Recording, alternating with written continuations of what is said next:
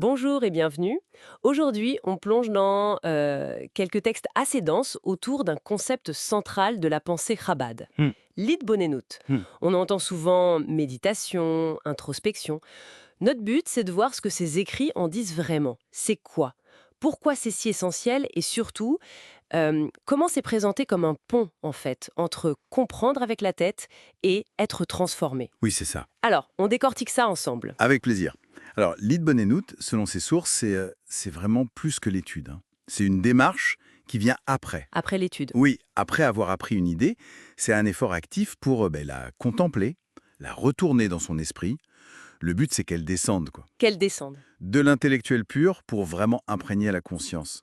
L'idée, c'est de la faire sienne, qu'elle éclaire la pensée, mais aussi les émotions, qu'elle fusionne avec nous, en quelque sorte. D'accord.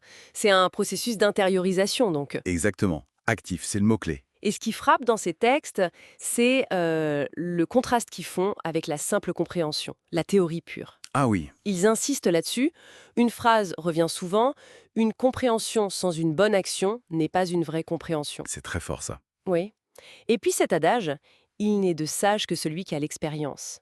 C'est une critique de l'intellectualisme au fond. Ben, c'est exactement ça, oui. Les textes mettent en garde, hein, le savoir qui reste à l'extérieur, qui ne pénètre pas, Comme une couche de vernis, un peu, oui. Ou l'analogie du psychologue, brillant pour les autres, mais mais en difficulté lui-même, je vois. voilà. Ou l'étude de la acidoute qui reste maquif, comme ils disent.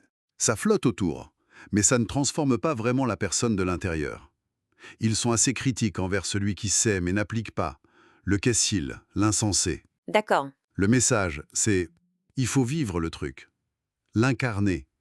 Sinon, bof, ça reste un peu stérile, quoi. Et les sources parlent aussi du rôle de l'Id Brunut dans l'Avodat Tefila, le travail de la prière. Oui, c'est central. Elle cite Maïmonide quand même, hein, qui dit que c'est en méditant sur les œuvres divines, leur grandeur, que l'amour et la crainte peuvent naître dans le cœur. Exactement. Donc le but, ce n'est pas juste de mieux comprendre un concept abstrait, Non, non, c'est de ressentir quelque chose, et que ce ressenti pousse à l'action. C'est là que ça devient vraiment intéressant, non? carrément. C'est cette connexion entre la méditation et l'émotion qui est cruciale.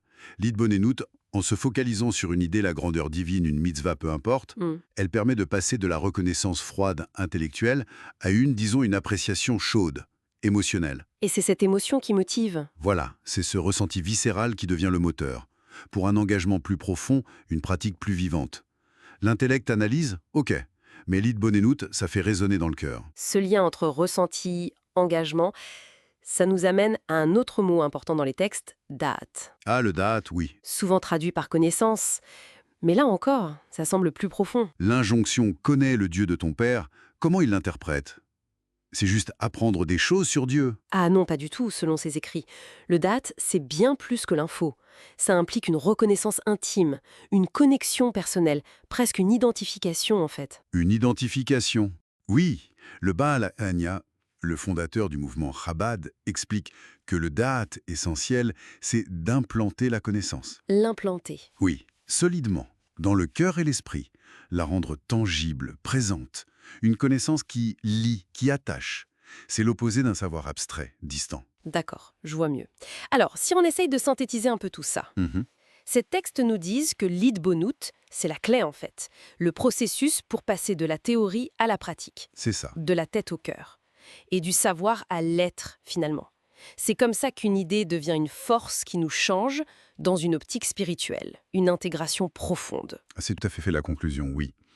La vraie connaissance, le date au sens plein, c'est pas juste accumuler des faits ou être super brillant intellectuellement. Non. C'est une connexion vécue, ressentie.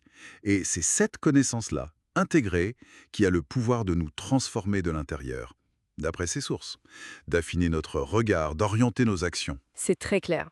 Et ça laisse à réfléchir. Peut-être une dernière pensée pour aller plus loin.